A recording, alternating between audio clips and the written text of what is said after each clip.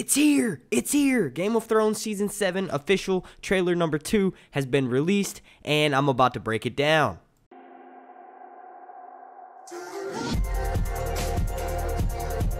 Super special shout out to James German. He was actually the first person who brought this trailer to my attention.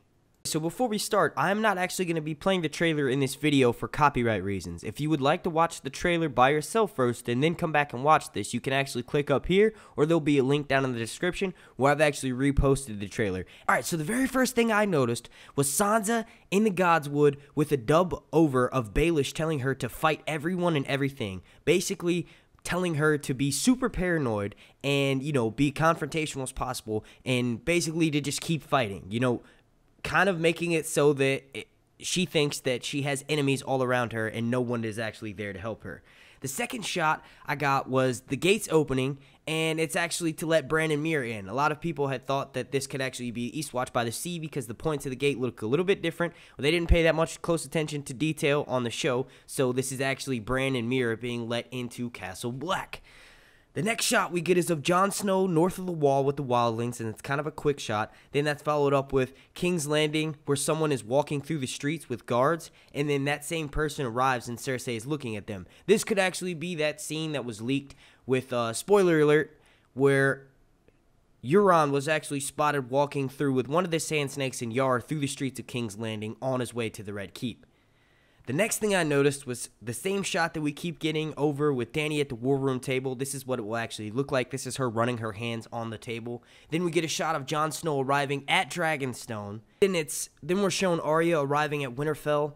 Then we are shown Jaime fully armored, so I guess this is after a battle because he wouldn't be wearing his full suit of armor if he hadn't have just gotten out of a battle, if he isn't preparing for one now.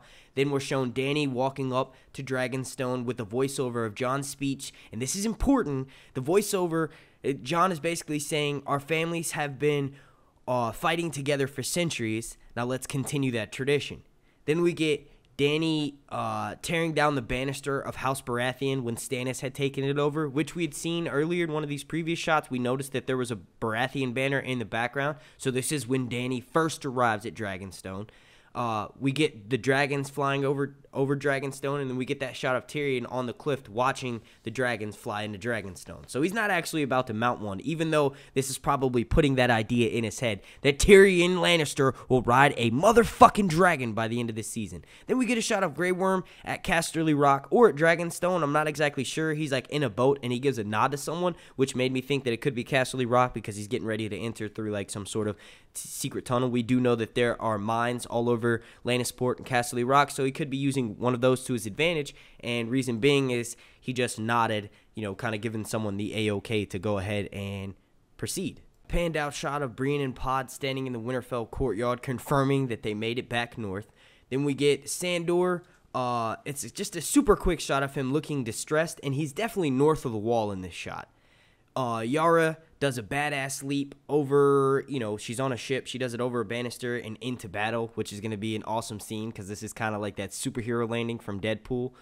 We also get ravens flying. Now, this is really important because I believe these ravens are, in fact, being warged by Bran Stark, and he's spying on the Night King. But just like in Night King, keeping in with tradition, the Night King spots him, and then we get that shot of Bran in the Winterfell Godswood with Duran's wheelchair. So this confirms that he also has made it home to Winterfell and that he's gotten a sick-ass Duran wheelchair. And it looks like the same maester that was, in Winterfell taking care of Ramsay and his troops. I think this is that same maester, and it looks like he's, switched his allegiance, obviously, over to House Stark, which is good because we all know that Maester Luwin died way, way back then. Quick shot of Beric Dondarrion lighting up his flaming sword, which this could be after Thoros has passed because Beric is only known to use his sword during trial by combat, and that's sort of like Thoros' trademark. So maybe at this point, Thoros of Myr has died and Beric has picked up his sword. I will say that this scene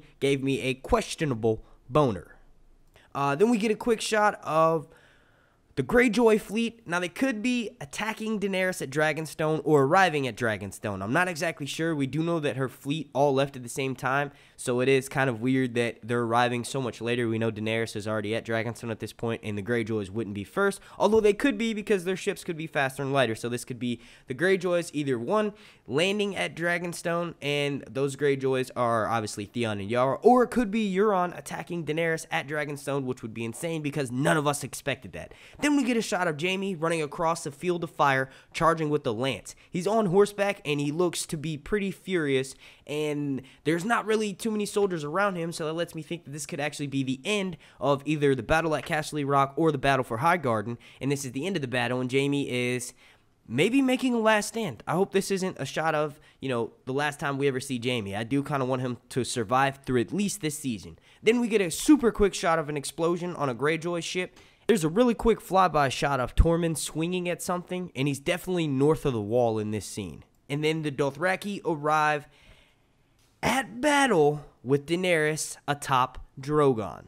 Then we get more quick shots of the Greyjoy battle and the Field of Fire 2.0, followed with Jon on a cliff against his fight of the undead. It looks as though Beric is with him, because I do see the flaming sword, and we did get a shot of that earlier in the trailer.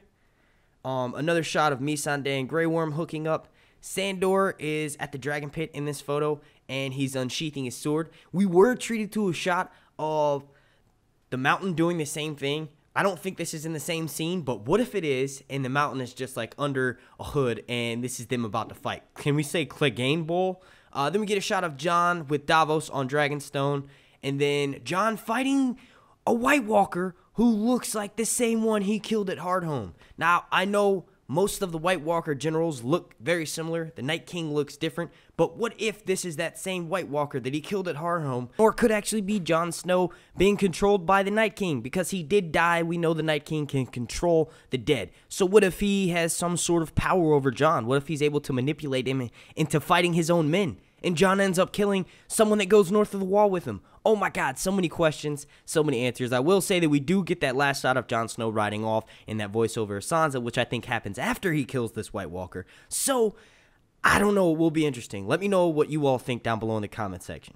Then we get a quick shot of Theon, who I think is Theon, landing on a beach, maybe after the Euron battle. This looks like it could be Dragonstone, and the person who jumps out the boat looks to be exhausted, almost as if they're about to pass out from exhaustion. Then we get a shot of Euron swinging an axe at someone.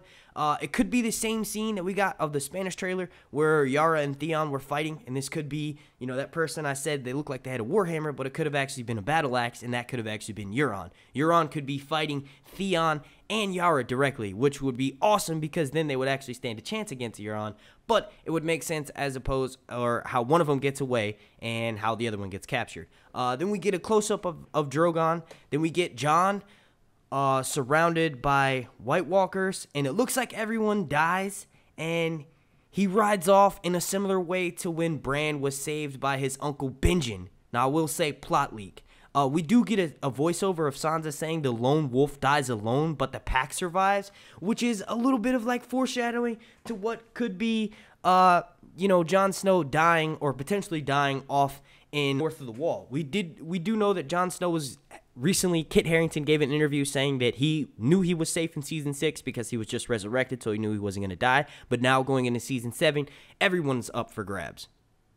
Now, I will say some of these scenes were repeats, so I didn't talk about those. And I want to thank you all so much for watching. The like goal for this video will be 500 because this is a trailer breakdown, and let's shoot for the stars. If you want to enter my contest to win my this lovely Daenerys Dark Horse figurine for once I reach 10,000 subscribers here on YouTube, all you have to do to enter that contest is 1, like this video, 2, comment down below, subscribe to me here on YouTube, and then hop on Twitter and on Instagram and follow me. My name's Mark, and this has been Sir Hunt's Reviews.